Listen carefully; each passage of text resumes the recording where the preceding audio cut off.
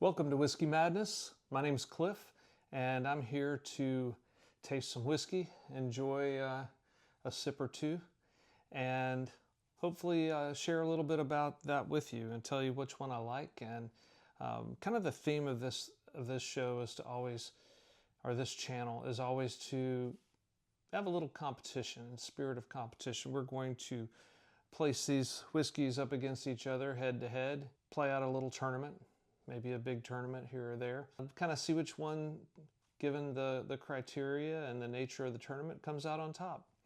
So today, we're just going to taste two. We're going to go pick two off the shelf, put them head to head, and this is all a test run anyway, so here we go.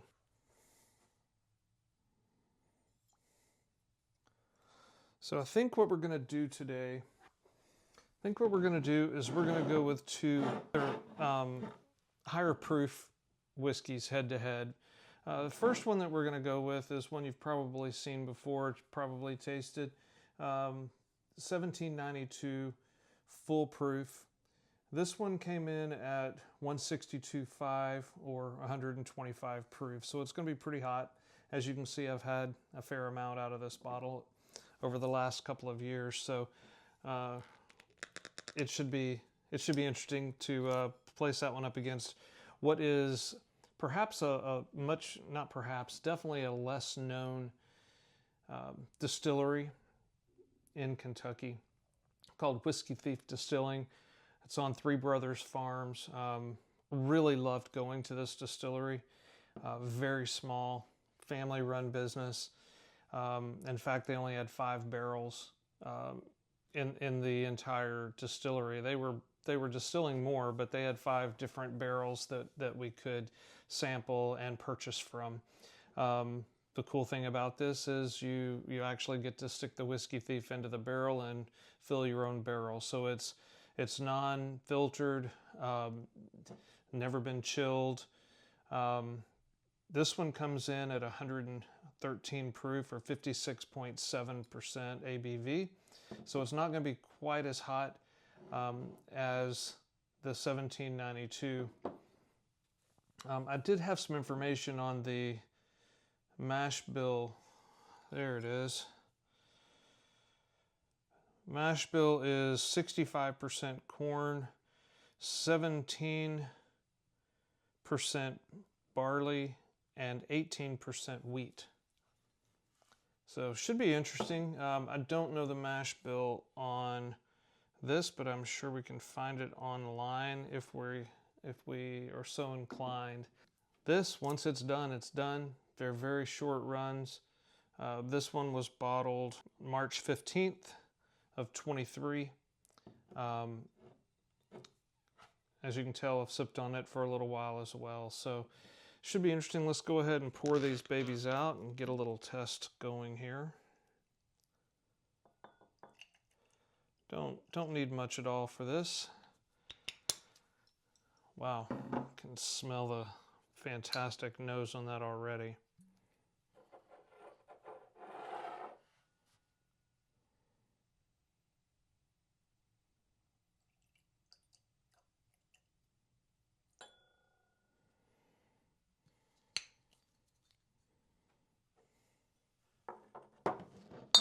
Set this up a little bit different.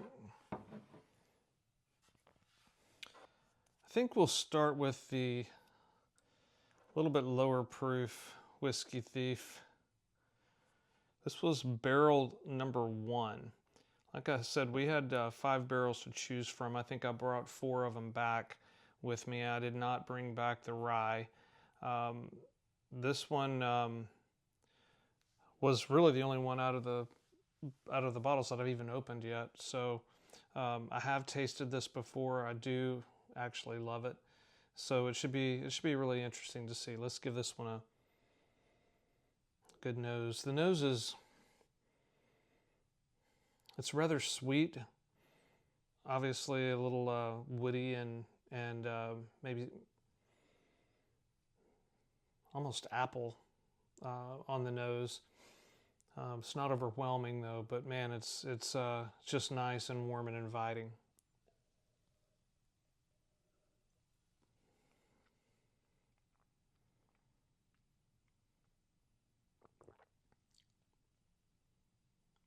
Wow.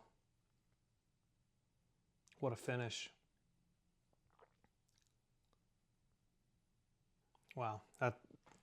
That's really great. That is a fantastic bourbon. I'm almost speechless. You know, it really doesn't lend itself well to being speechless on a channel like this, but it truly is. That is smooth. It's just soft on the palate, very caressing around the tongue. It is not burning the tongue at all, even at the higher proof of 113.4. Just kind of softens the palate and goes down, and then a long, lingering, warm finish that you can feel pretty much all the way down. And again, not at all uncomfortable. Just a very mellowed, fantastic bourbon.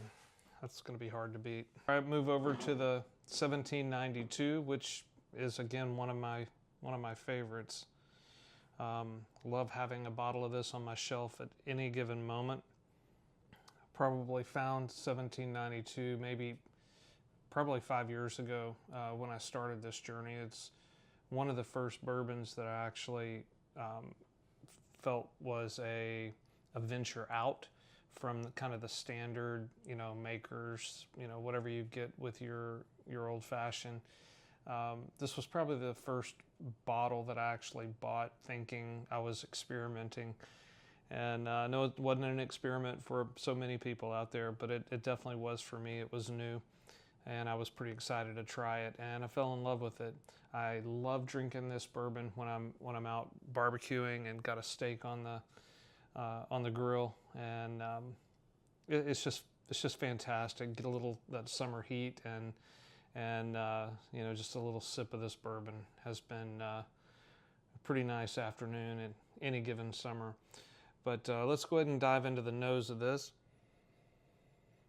This one's a little more alcohol prominent and a little less woody, I would say, for sure. Not quite as sweet on the nose, but traditional bourbon aroma, and this is pretty much everything that you would expect from a bourbon. Nothing terribly surprising on the nose. Let's see how it is on the palate.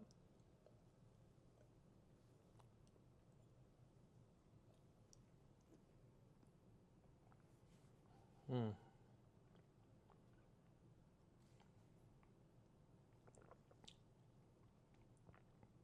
Oh, holy moly. Wow, this is definitely hotter. Definitely has some mild burn on the tongue, but at 125 I would absolutely expect that. So that that little burn is not overwhelming. It's not off-putting in any way. It's an attention getter. It says, "Hey, I'm here. I mean business." But the flavor of this is definitely more fruity. Where this was more sweet prominent, this is a different kind of sweet. It's a fruity sweet. It's you know, kind of a pear, apple, or maybe even cooked apples, and so not a lot of peppery flavor, not a lot of vanilla either in this, which definitely had more vanilla in the other one. I don't think I mentioned that, but now that I'm putting it together, it's definitely a little more vanilla forward in the other one. And I love vanilla in a bourbon. For me, it's a very common flavor in the bourbon profile. This is truly fantastic. Man, this is going to be harder than I thought.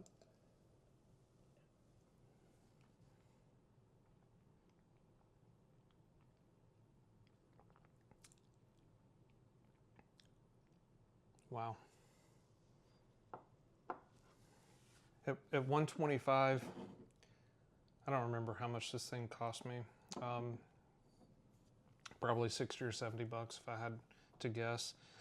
I can't really remember, but that's a freaking steal. And this is the full proof.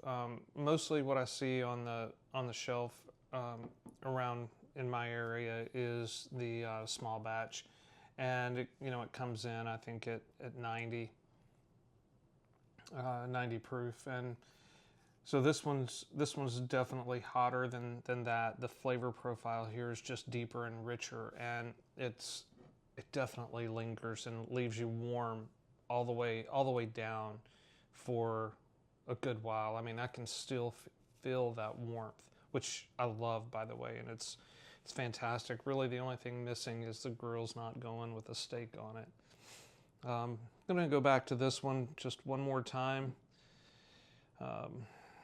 This Whiskey Thief was, I felt like it was such a find.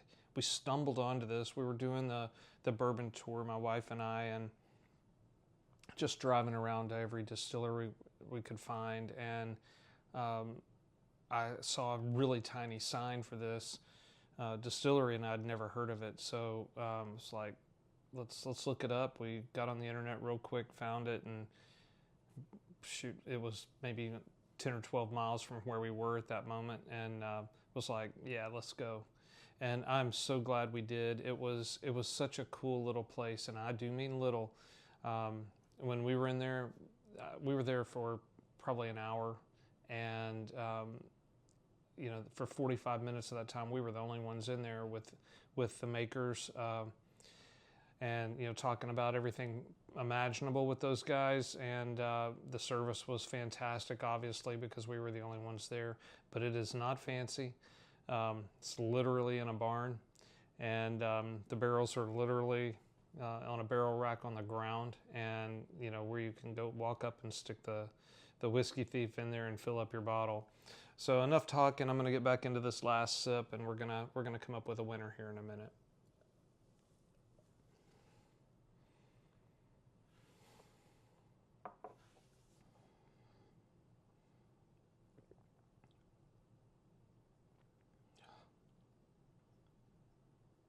Wow.